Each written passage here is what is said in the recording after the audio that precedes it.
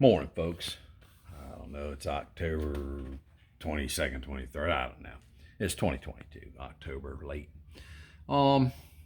This is another video continuation on the hurricane hydronic heating system. So we already went over some things, amp draws of the air pump, the compressor, and how much PSI air it gave. We went over the amp draw and the PSI pressure of the fuel pump. Okay, and we went over some things that the board said. Well, now we're going to combine these two. And remember, I told you it's a zero pressure regulator, not like Aqua Hot and all them guys. They use like 145 psi pressure. And that's a lot of amp draw. The same motor that drives the air, right, for the fuel, it drives the fuel pump too. And that's a lot of amp draw. So this is a better system. Plus it's stainless steel, and it's a lot smaller than an Aqua Hot.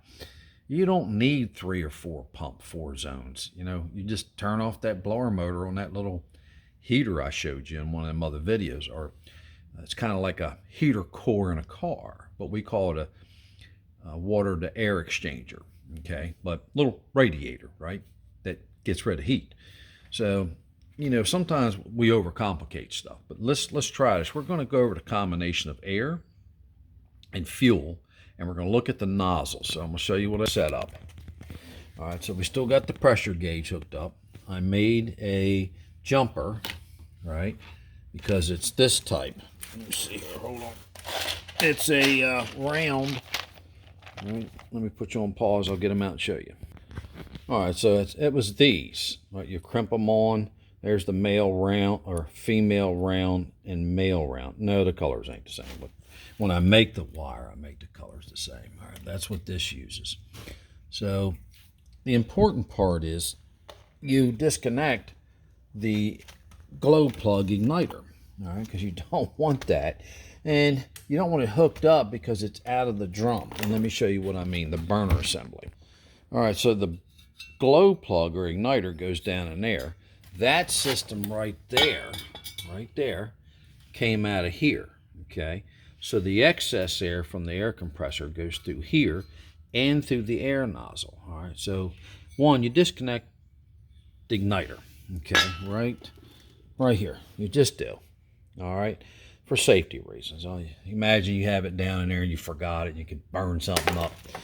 They're expensive enough. And the other one is you disconnect the CAD cell or flame sensor, right? So I'll put you on pause to show you one of them. So remember I showed you on the other video, it's a photodiode. It sees light. All right, so there you go. There's a part number, and I showed you on a book too the part numbers, but this is the new one, 16003. CAD cell by the people that do oil burner work, or photo or flame sensor, all right? And every unit has a flame sensor.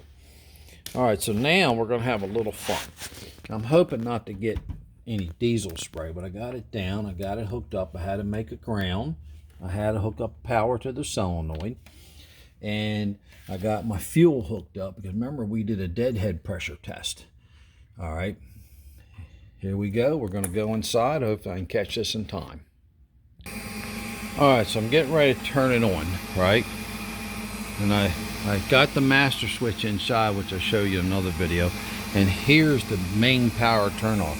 Right now, we're going to look at this. I'm going to try to set it up where you see the spray nozzle. Here it goes. Give it a second or two.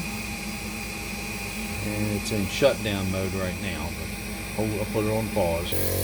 All right, there it is. Look at that knot. Oh. See that spray? That's a nice spray. It's going to do it 3 times and fault out. I'm going to try to get it down in there and let you see it better. Wait.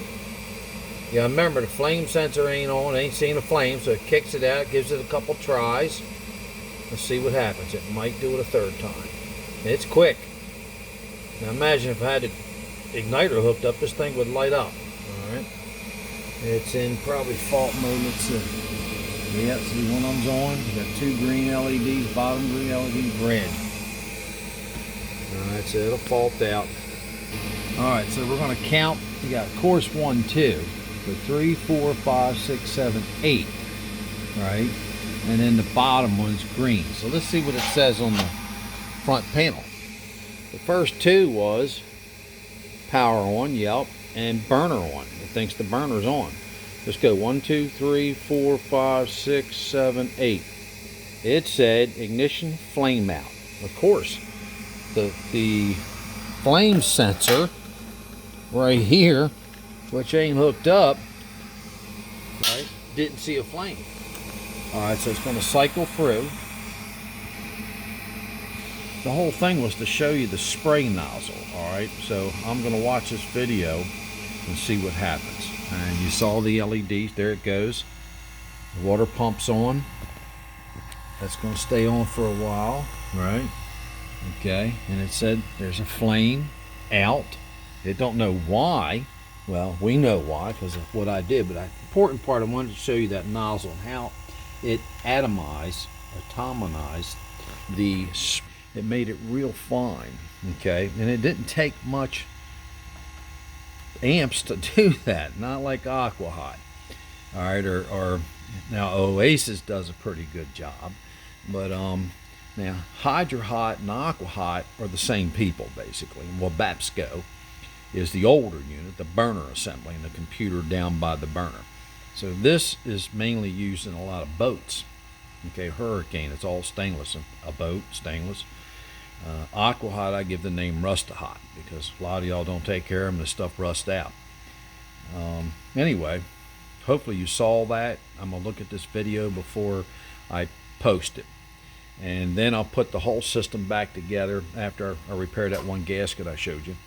And then we'll go for a flame, a fire. Alright, what's the motto? Test, not guess. Safe travels, may your campfires burn bright till we meet again. Where are we going to meet? Well, we'll meet in this garage here in school, right? Rvdiagnostics garage and school. Okay. I even got to paint my beaver, my black beaver right there. I got it painted. And then I'm going to paint that down there. And I got me some new wiper blades and arms. Spring tension, really nice. They were original, 22 years old.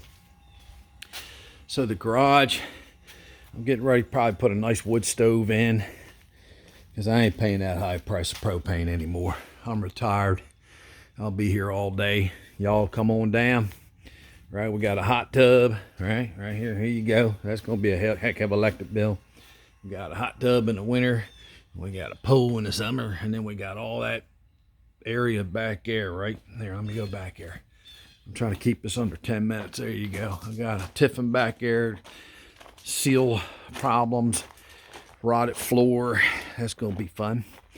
And then that one, I got to do some leveling system. Lippert, the solenoids are leaking. There's another one coming. There's a Bluebird Wonder Lodge coming tomorrow. That's a member. He's coming over to the school. We're going to look at his Aqua Hot. There you go. All right, once again, we're going to meet you on the road here at the garage and school. Maybe at a campground. If you see me, just come over and talk. I'm really not going to fix any RVs. If it's a real nice day, I might, and it depends what the wife's doing, you know. Your partner, wife, whatever. You know, there you go. And the other one is the filling station, right? Getting diesel or gas. All right, and we'll extort some money out of your pocket. Thank you again, Jeff from Rvdiagnostics.